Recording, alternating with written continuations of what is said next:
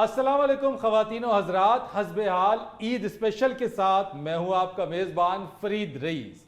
ईद की खुशियां आपको बहुत बहुत मुबारक हो। और आज अपने इस ईद स्पेशल प्रोग्राम में हमारे साथ दो ख़ास मेहमानों के साथ मौजूद हैं हमारे हर दिल अजीज़ी और हमारे दानिश्वर। अच्छा फरीद साहब, ये हमारे आज जो शो के मेहमान हैं जी, एक तो ये इस हवाले से हैं कि फिल्म लग रही है जी।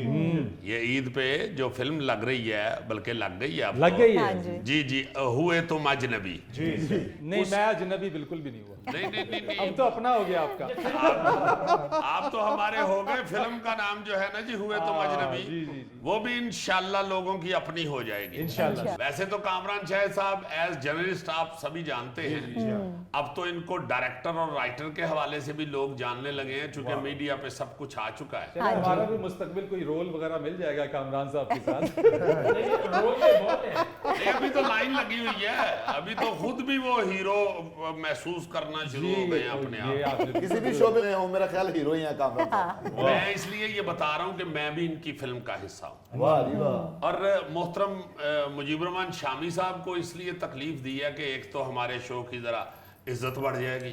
ईद का शो जो है उसमें हम इन्हीं की तरह के जो स्टार्स और पब्लिक के फेवरेट लोग होते हैं उनको बुलाते हैं जी। तो शामी साहब के आने से तो हमारा शो तगड़ा हो जाएगा। बड़े एजाज की बात है। जी, और दूसरा इन्होंने वो फिल्म जो है ना जी उसको देखा भी है, जो वहाँ पे हमने शो किया था ना जी लाहौर में, जो फिल्म के हवाले से प्रेस शो जो किया था, उसमें शामी साहब को भी रिक्वेस्ट की थी और ये भी तशरीफ लाए थे।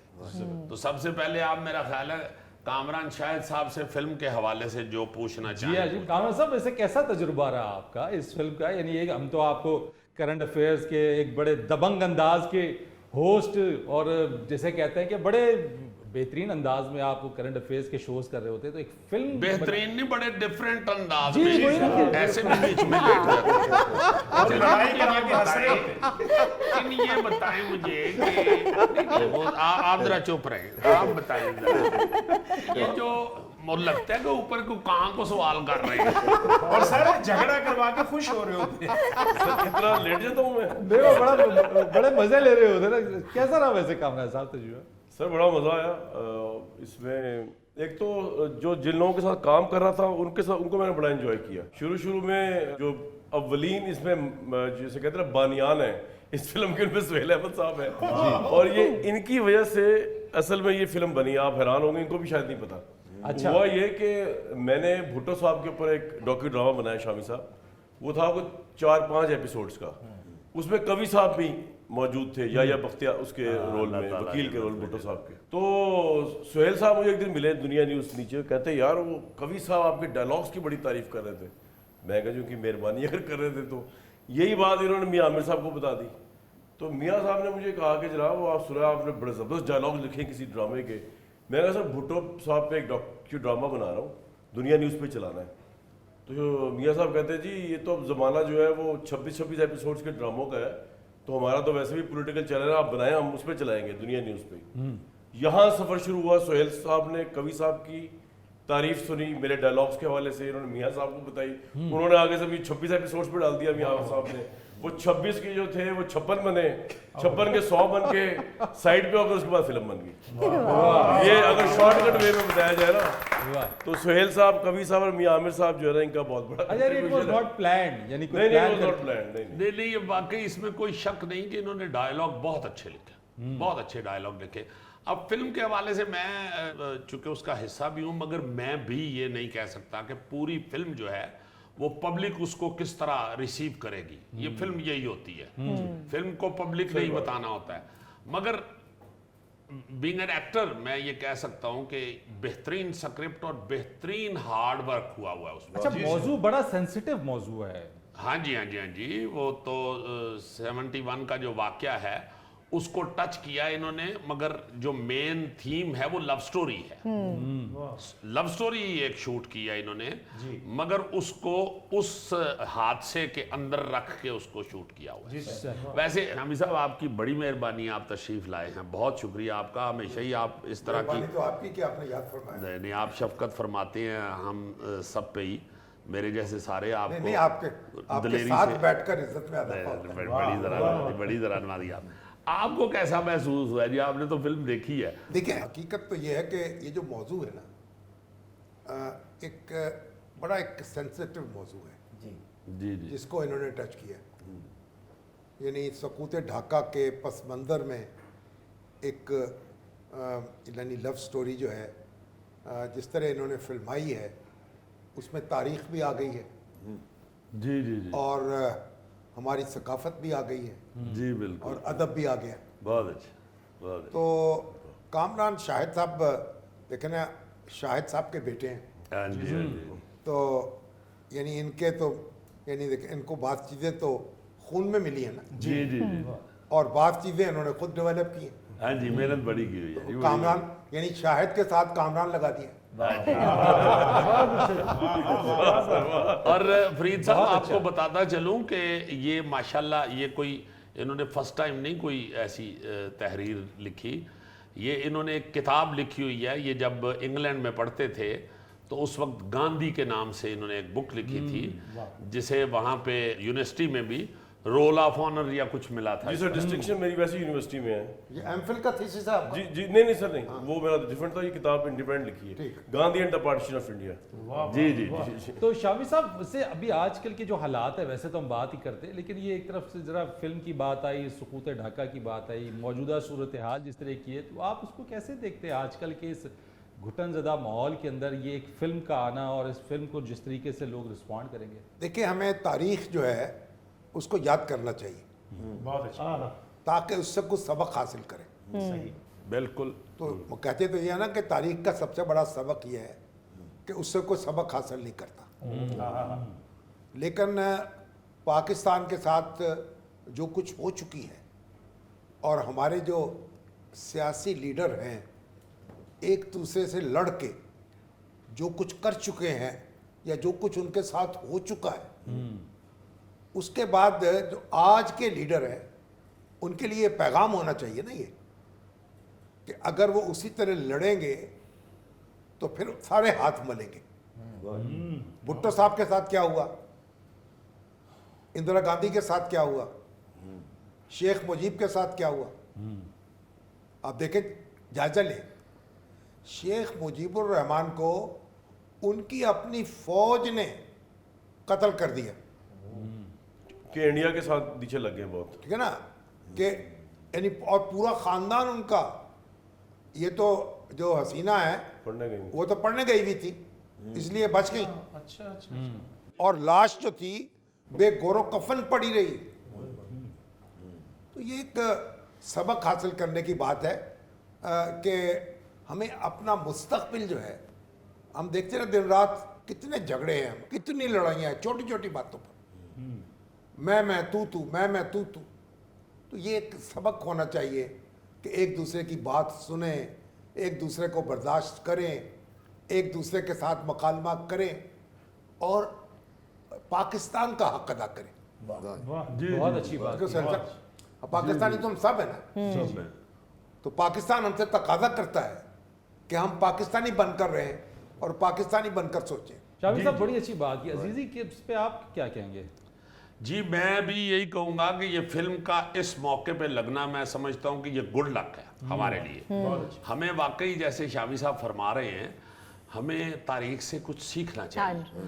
हालात आज भी उसी तरह हैं कि हम एक दूसरे के गिरेबान को आए हुए हैं और कोई किसी की सुन नहीं रहा, कोई ये नहीं देख रहा कि गलती कहाँ है। सब ये कह रहे हैं कि इसकी गलती है, वो कह रहा है उसकी गलती है, वो कह रहा है इसकी गलती है। ब्लेम गेम्स चल रहे हैं बस। जी जी जी, बल्कि मैं तो शामी साहब से ये भी आज ज़रूर पूछना चाहता हूँ।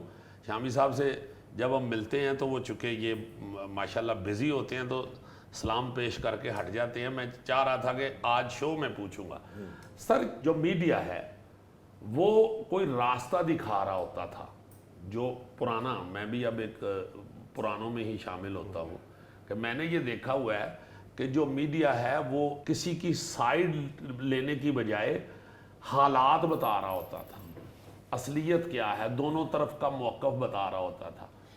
अब तो हम देखते हैं कि 90% जो जर्नलिस्ट हैं वो मुझे तो ऐसे फील होता है कि आपको जर्नलिज्म छोड़ के फिर पार्टी ज्वाइन कर लेनी चाहिए। आप जिस तरह एक पार्टी के हवाले से बोल रहे हैं और बजाय लोगों को हालात बताने के आप एक पार्टी को डिफेंड कर रहे होते हैं या प्रमोट कर रहे होते हैं, तो वो ज्यादा खतरनाक सा नहीं हो गया हुआ? लोग तो मीडिया देख के ही फैसला करते थे ना जी कि क्या हालात हैं। सोहेल साहब देखिए, मीडिया सीन भी तो बदल गया है ना। जब ये सानिया हुआ है हमारा 71 का जी, उस वक्त मुल्क में मार्शल था और उससे पहले तवील अरसे तक हम सदर अयूब खां की हुकूमत जो थी उसमें से गुजर रहे थे, तो प्रेस पर पाबंदियां थी। टेलीविजन तो बाद में आया ना बहुत, और वो भी स्टेट कंट्रोल में था। जी जी तो उस वक्त तो प्रिंट मीडिया था ना, जी, और उस पर तरह तरह की पाबंदियां थी। तो मेरा ख्याल है कि हालात जो हैं उनसे आगाही हो नहीं पाती थी, यानी एक खबरें जो हैं एक हिस्से से मुल्क के दूसरे हिस्से तक आज़ादाना तौर पर नहीं पहुंचती थी। जी, एक उस वक्त ये प्रॉब्लम था।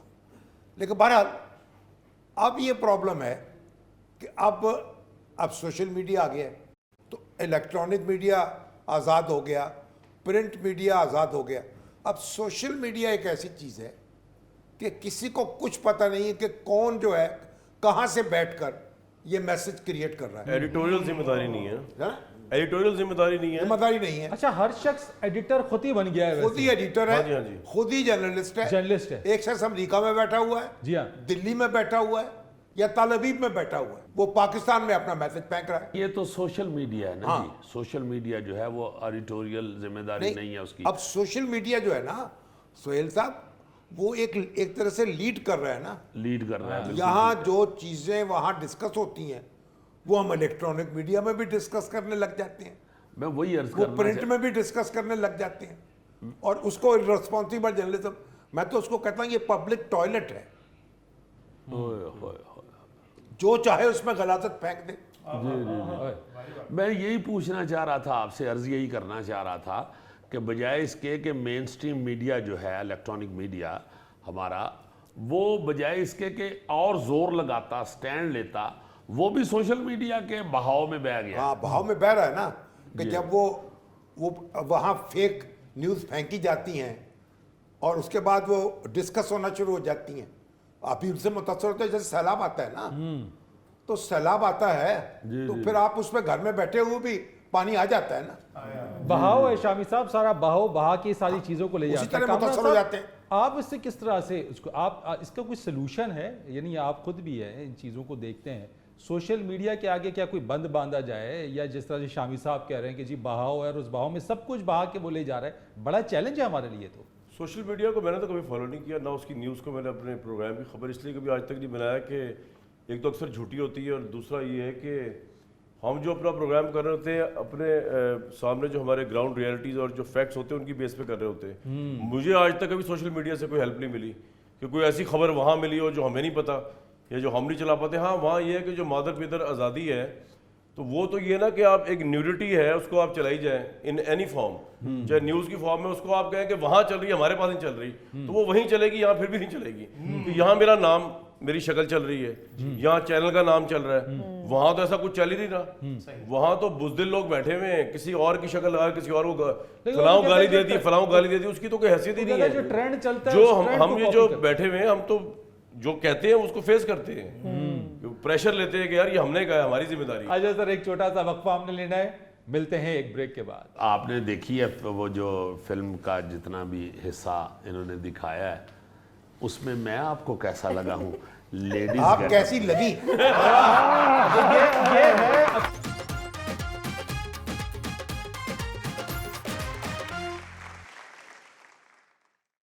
अच्छा, ये जो हालात कामरान साहब हैं, आपकी फिल्म इसके बड़े नज़दीक है। हाँ, शेख मुजीब रहमान का कैरेक्टर आपको जो है वो पाकिस्तानी सियासत में कुछ बनते हुए नजर आते हैं, कुछ जो है वो उससे दूर जाते नजर आते हैं, लेकिन इर्द गिर्द घूमते नजर आते हैं। अच्छा, ये उस वक्त जब आपने फिल्म स्टार्ट की थी उस वक्त तो ऐसी सिचुएशन नहीं थी? ऐसी नहीं थी सर। आपके जहन में ये नहीं था? ऐसी नहीं थी। वैसे ही आपने एक हिस्टोरिकल साथ एक टच। सर है तो रोमांटिक, लेकिन मेरी ख्वाहिश ये थी कि जो वर्जन है ना जो ट्रेजेडी पाकिस्तानियों के साथ हुई बांग्लादेश बनने के बाद, उसको तो हाईलाइट किया जाए। सारी जिंदगी हम ये मानते हैं जुल्म बहुत किया, हम जालिम थे, लेकिन हमारे साथ भी जुल्म हुआ है, उसको भी तो बताया जाए ना जो हमारे साथ जुल्म हुआ है। जो इनोसेंट पाकिस्तानी वहां रह गए थे, उन्होंने कौन से बंगालियों पे जुल्म किया था जो उनके साथ जो हुई है? सही बताया ना, पाकिस्तानी गवर्नमेंट ने तो बहुत जुल्म किया, उनको लैंग्वेज नहीं दी, उनको रिप्रेजेंटेशन नहीं दी, चले मान लिया जी, उनको वो इलेक्शन जीत गए, उनको ढाका में इजलास नहीं होने दिया, जुल्म हो गया, आपने इंडिया के साथ मिलके पाकिस्तान तोड़ दिया, बांग्लादेश बन गया, मुबारक। उसके बाद जो ज्यादतियां वहाँ हुई हैं, जो पाकिस्तानी वहाँ फैमिलीज रह गई थी, जो मैंने उसको भी हाईलाइट किया है। बस ये कोई करता ही नहीं, वो बचपन से पढ़ रहे हैं, हमने किया है भाई, हमने बहुत जालिम लोग हैं, हम मानता हूँ, और बड़ी ज्यादती हुई उनके साथ, लेकिन हमारे साथ भी बड़ी ज्यादती हुई है। हिंदुस्तान ने जो ज्यादतियां की हैं, जो ट्रेनिंग्स दी गई हैं वहाँ पे, ये सब ज्यादतियां हुई हैं ना, उसको भी तो बताना चाहिए कि वैसे ही बन गया बांग्लादेश, ऐसे तो नहीं बन गया बांग्लादेश। जो हमारे पाकिस्तानी आज भी कैंपों में मुकीम है, उसमें बांग्लादेश में जी बिल्कुल। अब 1.5 लाख हैं, 2 लाख हैं, कितने रह गए? ना उनको उधर राइट्स मिलते ना इधर नेशनलिटी मिलती है, ना हम उनको लाते हैं यहाँ, ना वहाँ उनको हुकूक मिलते हैं। उनका जुर्म सिर्फ ये है कि पाकिस्तान टूटने में वो शामिल नहीं थे साजिश ठीक में। है, और वो किस तरह की जिंदगी गुजार रहे हैं आप तसव्वुर नहीं कर सकते। सही बात। उनके लिए जगह हमारे पास नहीं है, ना कोई वो मोटो नोटिस लेता है, वाह। ना कोई हुकूमत इससे गौर करती है। और जब भी ईद का दिन है और मेरा दिल जो है ना रो रहा है उनके लिए। कामरान साहब, चैलेंजेस क्या वैसे रहे आपको इस फिल्म की मेकिंग के दौरान, वो कौन से जरा बताएं ना आज हमें। सबसे ज्यादा तो इनका चैलेंज था, वो ये था कि सोहेल भाई ने बड़ा साथ दिया। एक्चुअली हुआ ये कि इनको मैंने कहा था 2-3 दिन दे दें मुझे शुरू में, उसके बाद 2-3 साल लग गए। 7 साल 7-8 साल। नहीं, उसमें अच्छा मैं ये बताता चलूं, कामरान साहब तकल्लुफ करते हैं, चूंकि प्यार बड़ा करते हैं, ये समझते हैं कि इन्होंने मुझे बड़ा सताया है, हालांकि मैं बखुदा एक दिन भी मुझे कोई टेंशन नहीं हुई, मुझे खुशी होती थी। मेरा ना शामी साहब, अजमल खान साहब जो हीर रांझा में विलन थे, तो वो उनको सारी इंडस्ट्री उस्ताद कहती है। मैंने राय साहब को भी देखा है कि वो भी आके उनके पैर पकड़ रहे हैं, और सब लोग ही, उनका एक फिक्रा है जी जी कि रीटेक अच्छा आर्टिस्ट करवाता है। तो आपने जो अपने कई मतलब इन्होंने ये इसलिए ये हमारे लिए हंसी है, मेरे लिए भी और कामरान साहब के लिए भी, कि हमने कई सीन जो हैं वो रीटेक किए। अच्छा, गुस्सा करते थे उस जी गुस्सा करते नहीं, बड़े मजे से। अच्छा। देखें, ये मैं कोई गुस्से का फायदा। इनके मुंह पे इनकी तारीफ नहीं कर रहा, ये इंतहाई कॉन्फिडेंस में काम कर रहे थे। No doubt. मैं बखुदा बड़ा हैरान हुआ, मैंने कहा यार ये बंदा पहली फिल्म बना रहे हैं और इतने कॉन्फिडेंस के साथ, कहीं कोई कंफ्यूजन नहीं है, कहीं कोई को हबड़-दबड़ नहीं पड़ी हुई, बड़े कॉन्फिडेंस से शूट करते थे। यहाँ तक कि शाहिद साहब जी, अब शाहिद साहब जो हैं, ये तो इन्होंने तो बचपन में उनसे कुटें भी खाई होंगी। हमारे लिए भी वो शाहिद साहब जी हाँ, पाकिस्तान बड़ा के नाम है। सुपरस्टार, जी हाँ। तो हम भी जब वो आते थे तो फौरन खड़े हो जाते थे। और ये वो इन्होंने उनको भी डायरेक्शन बड़े कॉन्फिडेंस से दी, वाह। बल्कि अगर कहीं पे शाहिद साहब ने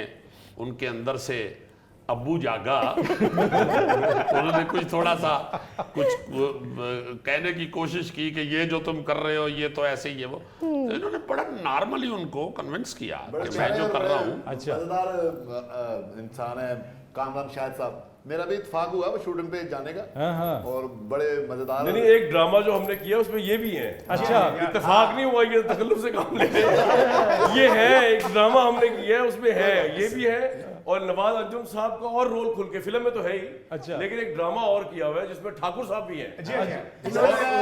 इन्होंने शाहिद साहब की भी नहीं सुनी, यानी ये इमरान खान बन गए। ये आपने कोई मुनासिब बात। वो ड्रामे में मैं हूँ या नहीं, जी, अब है। लेकिन कामरान साहब आपका बड़ा मजा है, फिर वो देसी मुर्गी कढ़ाई भी याद है। कामरान शाहिद साहब की ये क्वालिटी थी कि सीरियल से लेके फिल्म तक मैं साथ साथ ही रहा हूँ, लेकिन कभी माथे पे शिकन नहीं देखी कि सारी रात वाह वाह, खैरियत है ना? मुझे कोई तारीफ बिला वजह नहीं कर ये रहे। अपनी अगली फिल्म पक्की नहीं कर सर, रहे हैं। बस यही बैठे बैठे पक्का आप काम आपको कर पता रहे है, मैं हैं। एक बात अगर बता दूं जी शामी साहब, अब तो कामरान शाहिद जो हैं, सर ये इस फिल्म की कामयाबी जो है, इतनी धूम मच गई है पूरी दुनिया में जी जी। तो उसके बाद तो फिर ये चैन से नहीं बैठेंगे अब, दूसरी फिल्म तो बनानी पड़ेगी। सर इंशाल्लाह। उनके उसके कूचे से एक शाम गुजरा था मैं, वाह फिर यही रोज का मशगला बन गया। अच्छा ये सारे जो हैं इनको कुछ रोल भी देना पड़ेगा। अच्छा शामी साहब, मुझे ज़रा प्लीज़ बताइएगा कि आपने देखी है वो जो फिल्म का जितना भी हिस्सा इन्होंने दिखाया है, उसमें मैं आपको कैसा लगा हूँ? लेडीज आप कैसी लगी? ये है अपनी तारीफ करवाने के लिए ये सवाल। आप बहुत अच्छी लगी। नहीं, वैसे वैसे ये पूछा जाए कि वो कैरेक्टर है क्या वैसे कामरान साहब? भाई बात ये थी कि वो ये हुआ कि मैंने बताया ना कि हमने पहले 2-3 दिन का सोचा था, एक एपिसोड्स कम थी, इतना मजा आया सोहेल भाई के रोल का कि फिर मैं लिखते लिखते वो ड्रामा एक तो 100 एपिसोड्स का बन गया, जो भी आना है। जी हाँ। और उसके बाद फिल्म में मैंने कहा जी खानम का कैरेक्टर है, इनका कैरेक्टर में इतनी पेचीदगियां हैं कि अगर हमने बता दिया तो पूरी स्टोरी रिवील हो जाएगी। ये सिर्फ ये सस्पेंस है। हाँ इनका बड़ा सस्पेंसफुल कैरेक्टर है इसमें। यानी कि ये देख के ही पता चलेगा कि क्या करो। हाँ यानी इसके मैंने- लिए आपको टिकट खर्चनी पड़ेगी। इतना ही है कि मैंने लेडीज गेटअप किया हुआ है। नहीं सर, इसमें आपके कैरेक्टर का ट्विस्ट तो बड़े। जैसे शामी साहब ने फरमाया है ना जी, 5 घंटे लगते थे सोहेल भाई को तैयार होने में। हाँ क्योंकि प्रॉपर इसकी वजह ये है कि पंजाब के गबरू जवान को औरत बनाना या थर्ड जेंडर, उसके लिए 5-6 घंटे मैं वही देख मामूली रहा बात है था, कि- मैं देख और रहा था, ऊपर मैंने से- कहा ये पूछूंगा, लेकिन चूंकि अब आपने कह दिया कि उसमें ट्विस्ट है और अगर डिटेल्स बता हाँ, दी तो इनका सारी जो- चीजें रिवील हो इनका जाएगी। जो तो कैरेक्टर है ना वो आम कैरेक्टर नहीं, इस तरह के बस कोई आया और अपना अंदाजे बयान दिखा के चला गया। नहीं इनका देखा कैरेक्टर ना, पेवस्त है फिल्म की मेन स्टोरी के साथ। कामरान शाहिद साहब को ये कमाल हासिल है कि वो मर्द को औरत बना सकते और इसका मुजाहरा ये अपने पॉलिटिकल शो में भी करते हैं। जी मैंने बहुत सारों को बनते हुए देखा है। और कामरान साहब जो आपने साड़ी लगवाई है ना भाई अजीजी भाईजान को, जी कमाल लगाई है। अच्छा जी। अच्छा सर, ये तो हम अपने फिल्म की भी साथ साथ बात करेंगे। मैं शामी साहब तशरीफ लाए हुए हैं, मैं फायदा उठाना चाहता हूँ। जी हाँ बिल्कुल। सर आपकी नज़र में हमारी फिल्म इंडस्ट्री को क्या हुआ है? किसी की नजर ही लग गई है। नहीं वैसे आप ये देखें कि जो मेरा ये बचपन था, लड़कपन था, हमारी तो अरूज पे थी हमारी फिल्म इंडस्ट्री। जिस तरह हमारा ड्रामा था टीवी का, वो भी अरूज पे था। अरूज पे था। तो ये सोहेल साहब ये आप मुझे बताएं, हम कोई अजीब मामला है, हम कमाल हासिल करते हैं और फिर जब फिर सवाल शुरू हो जाता है। शामी साहब ये नजर ये लग जाती है या मामला कुछ और है? कुछ वैसे नजर लग जाती है, पता नहीं कुछ, फिर पता नहीं एक यानी हम एक नुक्ते पे क्लाइमेक्स पे पहुंच के फिर हाथ पांव छोड़ देते। वो कहते हैं ना जब नजर लग जाए तो कोई फिटकरी से कोई मिर्चों से नजर वजर उतार ली जाती नहीं है। ये वो वाला मामला नहीं है मिर्चों वाला। ये मिर्चें ऊपर से वारने की बजाय उसमें डालनी पड़ेगी। स्यापा ये है ना कि हम लोग मैं जो शामी साहब के सामने तो सारी तारीख है, मैं एक ये परफॉर्मिंग आर्ट के शोबे का एक तालिब इल्म होने के नाते मेरा जो मुशाहिदा है ना, हम चौड़े हो जाते हैं।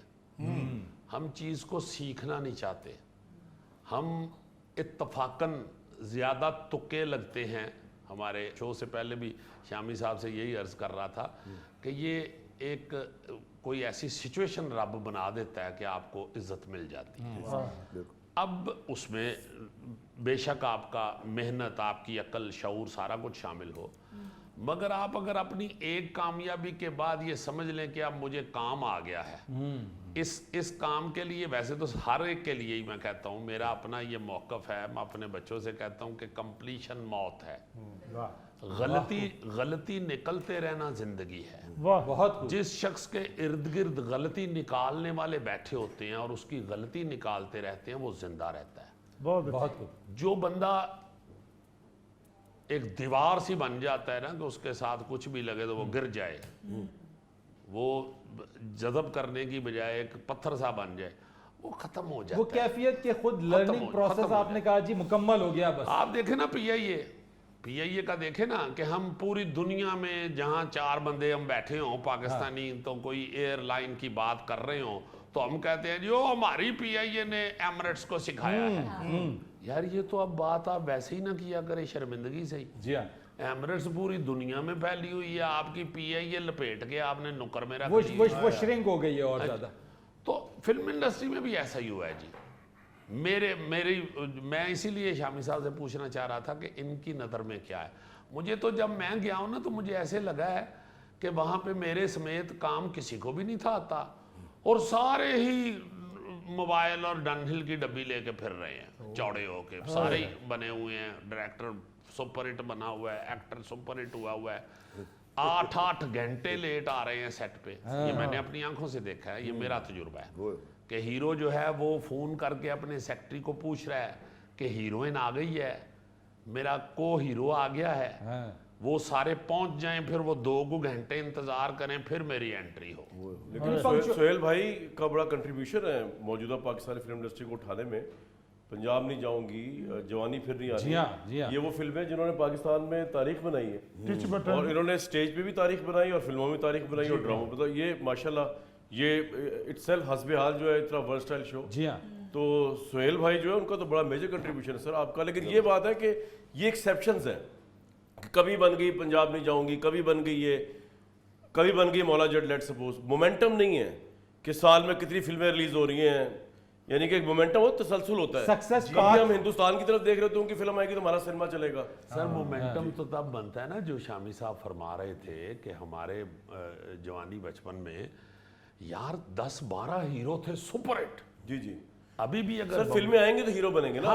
फिल्म ही अगर साल में 4 आएंगी। सर वही अर्ज कर रहा हूँ ना, हीरो बनेंगे कैसे? जी मेरे पास एक हीरो है, मैंने उसके साथ में फिक्स हुआ, वो एक हीरोइन है, कार्टल्स बना ली ना, कार्टल्स। एक हीरोइन मैंने पकड़ी हुई है, मैं सिर्फ उसी पे ही रंदा फेरता जा रहा हूँ कि वही है बस हीरोइन पाकिस्तान सर में। इसकी और वजह है कि क्वांटिटी कम है ना फिल्मों की, जब ज्यादा होगी तो फिर ज्यादा आएगा। देखें सोहेल साहब, मैं एक बात अर्ज करूँ, जी जो इंडिया के हमारे दरमियान ना जो हमने एक ये आयरन कर्टन डाला है ना, और आमदोरफ्त बंद की है, एक्सचेंज बंद किया है, उसका हमें बहुत नुकसान हुआ है।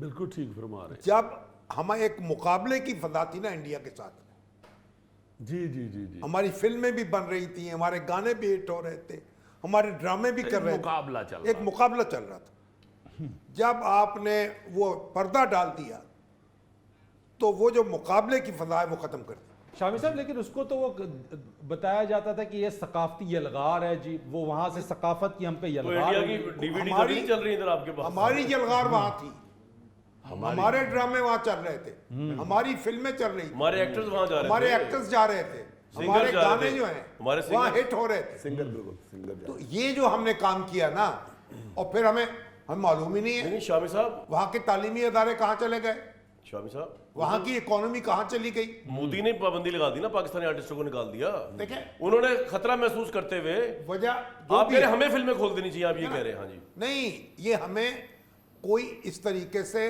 ये रास्ते खोलने चाहिए, आमदोरफ्त हो, लोग देखें, एक दूसरे को सीखें उससे, कोई प्लान चैलेंज हो, जी, जी। एक चैलेंज होना चाहिए आपके सामने। बहुत अच्छी। जब आप ये रास्ते खुले हुए थे, हम इंडिया से कहीं आगे थे, इकोनॉमी में आगे थे, फिल्म में आगे थे, कल्चर में आगे थे, समाज जो था उसकी तरक्की में आगे थे, तालीम में आगे थे। नाजरीन, यहाँ पर लेंगे एक छोटा सा वक्फा, हमारे साथ रहिए। उनकी तो ईद हो चुकी है, इंशाल्लाह। उनकी फिल्म हिट हो गई है, इनको चाहिए हमें ईदी दें सबको।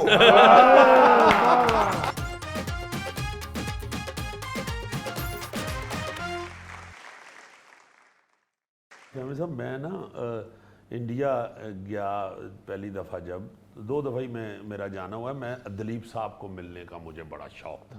वाह, तो मैं ना जी यश चोपड़ा साहब के पास गया, उनको मैंने रिक्वेस्ट की कि हमें उनसे मिलवा दें। ये जितनी भी आपने बातें की हैं बाखुदा यश चोपड़ा ने की हैं। यश चोपड़ा उनका गॉड फादर उनकी फिल्म इंडस्ट्री का, अमिताभ बच्चन से शाहरुख तक उसने बनाए हुए। तो उन्होंने ये जाते ही ना वो मेरे साथ फ्री इस तरह हो गए कि मैं भी लाहौरिया वहाँ, मैं चुबुरजी क्वार्टर इंच रहंदे होंदे सां असीं ते गोआल मंडी मेरे वड्डे भाई दा प्रैस सी, और पंजाबी बड़ी अच्छी वो बोल रहे। उन्होंने ये कहा, कहते हैं यार ये क्या हो गया एकदम सारा आपकी फिल्म इंडस्ट्री को, जबकि आपके एक्टर्स बहुत अच्छे हैं, आपका राइटर हमसे अच्छा है, आपके पोएट हमसे अच्छे हैं, आपके म्यूजिक के लोग, सिंगर आपके, आज भी हम आपके सिंगरों को अपने फिल्म में गाना गवा के तो हम अपनी फिल्म को ताकतवर करते हैं। तो टेक्नीशियन बहुत अच्छे हैं, आपके पास हर शोबे का बंदा हमसे अच्छा है, तो फिल्म क्यों नहीं अच्छी बन रही? आप देखें हमारी फिल्में जो थी ना, हमारी उर्दू फिल्मों ने बंगाल में, ईस्ट पाकिस्तान में उर्दू को फरोग दिया है। जी हाँ। इस तरह हिट होती थी फिल्में वहाँ। वाह। लेकिन शामी साहब सिर्फ बात फिल्म की, ड्रामे की या जो डाउनफॉल की हम बात कर रहे हैं, अब तो हमें ये ओवरऑल इस पूरे मंजर में सब जगह ही ऐसी सूरत हाल नजर आती है। यही तो है ना, जब आप दुनिया को नहीं देखेंगे, जब आप होल में बंद हो जाएंगे, कुएं के मेंढक बन जाएंगे, तो टर्राते रहेंगे अपनी जगह। बड़ी हमने संजीदा बातें कर ली, ईद का मौका है, वैसे कोई बताएं ईद के कामरान साहब से पूछते हैं जरा सा, शामी साहब से पूछते हैं कि कामरान जनाब- साहब को तो इस ईद पे पूछेंगे तो वो कहेंगे कि बस फिल्म देखें जा नहीं, वो कहेंगे इस ईद पे मुझे ना पूछना, खरीद के टिकट देखो। उनकी तो ईद हो चुकी है, इंशाल्लाह। उनकी फिल्म हिट हो गई है। इनको चाहिए हमें ईदी दे सबको। आपको नहीं कहना पड़ेगा फिल्म देखें, लोग देखेंगे। मैं तो सर इसलिए कहता ही नहीं कुछ। हम तो कुछ कह भी नहीं सकते। माशाल्लाह इन्होंने चूंकि मेहनत बहुत की हुई है और जी हाँ। उनको अल्लाह ताला के हुजूर यकीन है इंशाअल्लाह ताला बड़ी अच्छी जाएगी फिल्म, लोग इंशाअल्लाह। बड़ा देखेंगे। इंशाअल्लाह। अच्छा जी, यहाँ मैं ये भी बता दूं कि ये फिल्म जो है ये सिर्फ हमारे कामरान शाहिद साहब की ही फिल्म नहीं है, ये पाकिस्तान के बहुत सारे सुपरस्टार्स की फिल्म जी है। हाँ। इसमें महमूद असलम साहब ने शेख मुजीबुर रहमान का रोल किया हुआ है और मैं हैरान हो गया, बिल्कुल लग रहा था कि शेख मुजीब सेट पे आए हुए हैं। फिर समीना पीरजादा साहिबा हैं, जी हाँ, वो भी बड़ा उन्होंने अच्छा इंदिरा गांधी का रोल किया हुआ जी है। हाँ। फिर शाहिद साहब हैं, फिर शमून अब्बासी ने बहुत अच्छा रोल किया है, फिर मिकाल हमारा बड़ा प्यारा हीरो, वो हीरो हैं इस फिल्म के, और हीरोइन जो हैं वो आप हैरान होंगे कि इन्होंने ये भी एक रिस्क लिया है जो कि बड़ा कामयाब रहा। सादिया एक नई लड़की है, उसने बहुत अच्छा परफॉर्म। अच्छा, मैं यही सोच रहा था जिस तरह से बात हो रही थी कि एक बड़ा, आपने जिस तरह से तस्करा किया कि एक हीरोइन है, एक हीरो है, उसी के साथ फिल्म करना है। जब आप कास्ट कर रहे थे इसके अंदर तो एक कार्टल आपके जहन में तो होगा कि मैंने एक कार्टल को ब्रेक भी करना है। कैसे इसको, ये चैलेंज कितना था कि किसको किस कैरेक्टर में और किस रोल में लेकर आना है? कुछ भी नहीं यार, स्क्रिप्ट लिख लिया हुआ था, कोई चैलेंज ज़हन में नहीं था, किसी को जवाब नहीं देना था, किसी को वो नहीं करना यार था। आप इनके शो से नहीं अंदाजा लगाते।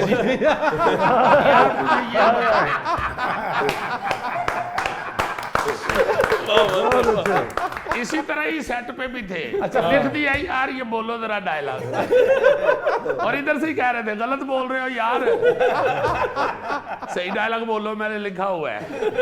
लेटे लेटे ही फिल्म बना जी, दी जी। साहब। अच्छा, फिर डायरेक्शन और रिटर्न जो है वो तो इनकी अपनी जिम्मेदारी है, और कास्टिंग माशाल्लाह बड़ी अच्छी हो गई, सारा कुछ अच्छा हो गया जो मैंने फील किया है सारे फिल्म में।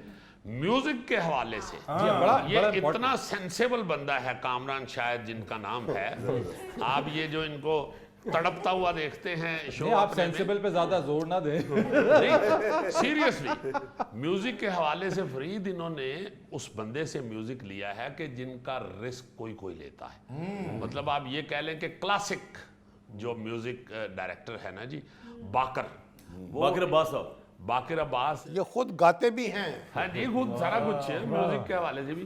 शामी साहब वो बंदा है बाकर जो ना जी, एक जैज होता है वहाँ पे, एक म्यूजिक मेला न्यूयॉर्क में, हॉलीवुड में, और उसमें ना जी दुनिया के बेस्ट म्यूजिशियन, 16 परफॉर्मेंसेस दी हैं उन्होंने वहाँ। दुनिया के बेस्ट म्यूजिशियन, जो हारमोनियम का बेस्ट है उसने परफॉर्म करना है, जो क्लारनेट का बेस्ट है उसने बैठना है। ये फ्लूट के, उसमें फ्लूट के हवाले से इसको बाकर साहब को 2 दफा बुलाया गया है।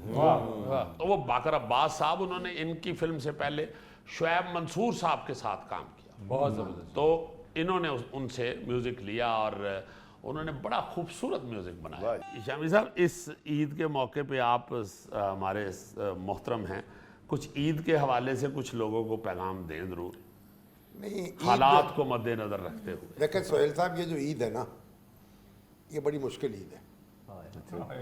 मैंने अपनी जिंदगी में इतनी मुश्किल ईद नहीं देखी।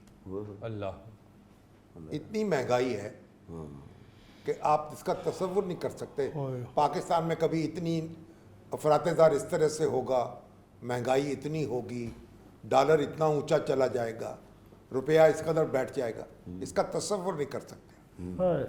और लेकिन उसके साथ फिर ये भी है कि लोग जो हैं, हमने रमज़ान में भी देखा कि हर मस्जिद जो थी उसमें दस्तरखान लगे हुए थे, हर गली में, हर मोहल्ले में, ये भी है। जी जी जी जी। और लोग जो हैं वो खुशियों में शरीक भी कर रहे हैं जी, अपने भाइयों को जिनको ज़रूरत है। तो इसने एक जज्बा उख़्वत जो है उसको भी फ़रोग़ दिया है। वाह। लेकिन मेरा ख्याल है कि ये चैलेंज हमारी कौम के सामने होना चाहिए कि हम अपनी इन मुश्किलात पर काबू पाएं और पाकिस्तान को मुआशी तौर पर एक ताकत बनाएं। इंशाल्लाह। इंशाल्लाह। सर, आपने बहुत खूबसूरत बात की है, आप दोनों शख्सियात का बहुत शुक्रिया। और नाज़रीन, हालात मुश्किल ज़रूर है, लेकिन ईद के इस मौके के ऊपर एक दूसरे के साथ खुशियां बांटकर, एक दूसरे की मदद करके ही हम आगे बढ़ सकते हैं। अपना ख्याल रखिए, खुश रहिए, ईद के मौके के ऊपर खुशियां बांटिए, यही हमारा पैगाम है। अपने मेज़बान फरीद रईस को इजाज़त दीजिए, कल आपसे फिर मुलाकात करेंगे। अल्लाह हाफिज़।